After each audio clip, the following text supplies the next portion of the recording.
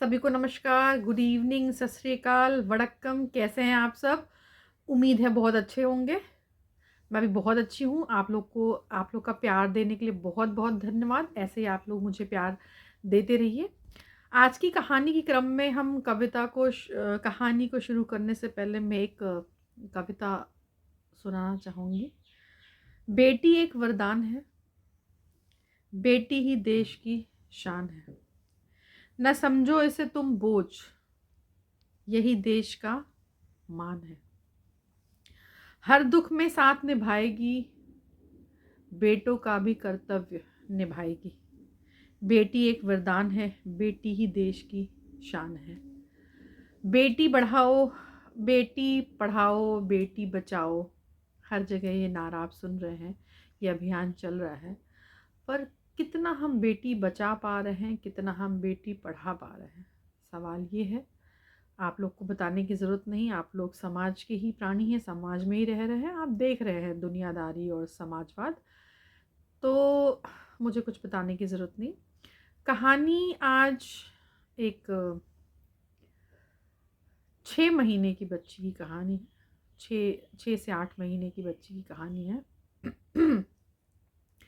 जैसा कि माता पिता बच्ची के बड़े होने पे 18-19 साल का होने पे उसकी शादी कर देते हैं, क्योंकि माता पिता ऐसा मानते हैं कल हम रहें ना रहें, है ना? तो लड़की हमारी जिम्मेदारी है, तो हम अपने जीते जी इसकी शादी करा दें, इसका घर बसा दें। ये उनका मूलभूत उनकी जिम्मेदारी, ऐसा वो मानते हैं।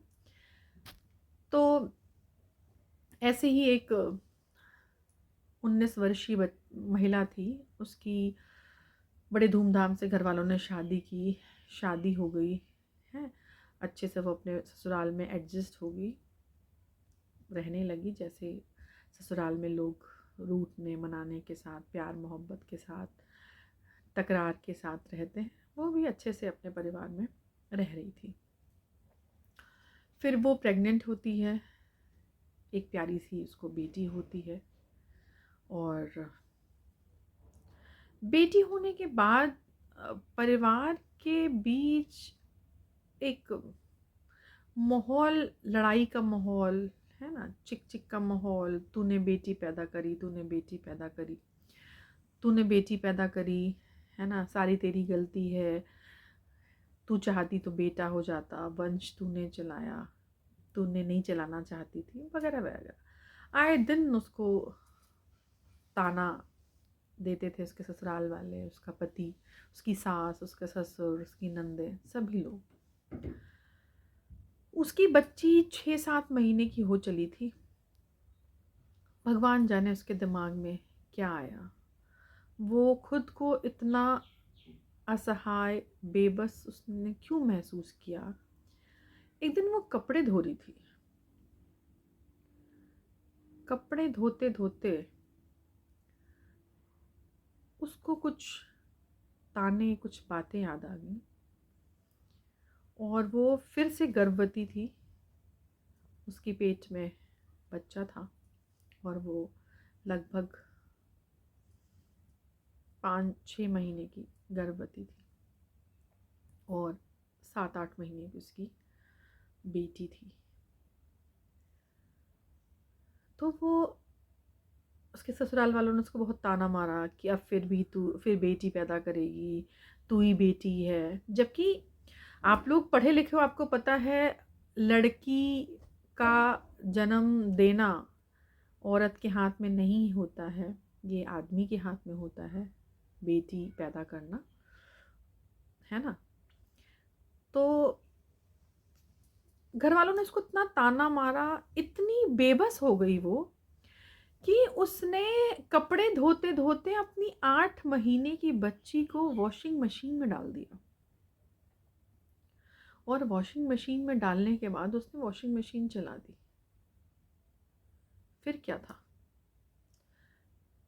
कुछ पल बाद ही उस बच्ची ने दम तोड़ दिया।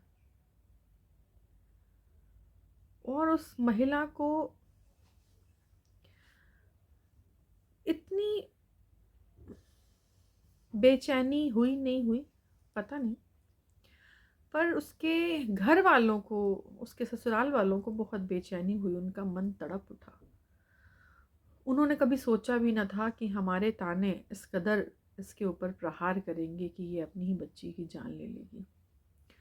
उसने, उसके ही सास और हस्बैंड ने एफआईआर कराई उसके खिलाफ कि इसने मेरी पोती की जान ली है, मेरी बेटी की हत्या की है।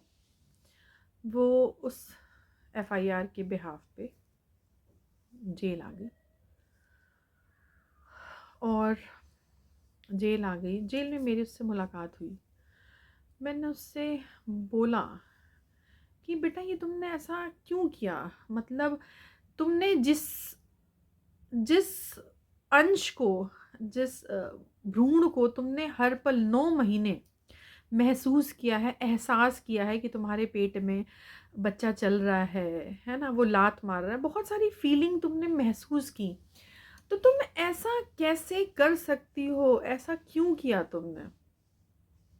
उसने बोला मैडम मैं इनके तानों से इतना तंग आ गई थी कि मुझे समझ नहीं आ रहा था कि मैं क्या करूं, मैं इसे मार दूं या खुद मर जाऊं, मुझे समझ नहीं आया।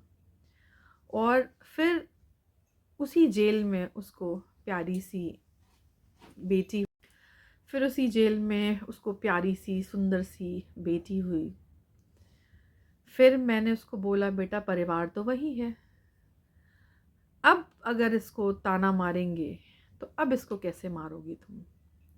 बोली दीदी अब अगर वो ताना मारेंगे मैं परिवार छोड़ दूंगी, पर अब अपनी बेटी को नहीं छोड़ूंगी। अब यही मेरे जीवन का जीने का मकसद है। इसको मैं पढ़ाऊंगी, लिखाऊंगी, इस लायक बनाऊंगी कि इसको कोई ताना मारना तो दूर, इसकी मैं शादी भी नहीं करूंगी, इसको पढ़ा लिखा के बड़ा आदमी बनाऊंगी ताकि ये अपना नाम रोशन करे, अपने पैर पे खड़ी हो, समाज में एक अच्छे पद पे जाए। फिर उसके ससुराल वालों ने केस वापस ले लिया और फिर वो अपने ससुराल चली गई।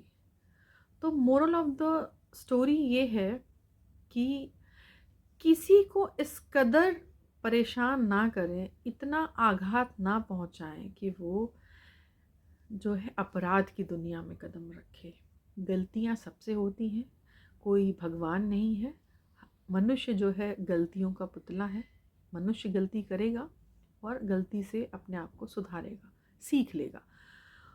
तो प्लीज़ लड़का लड़की पैदा करना ये पुरुष के हाथ में है, महिला के हाथ में नहीं है।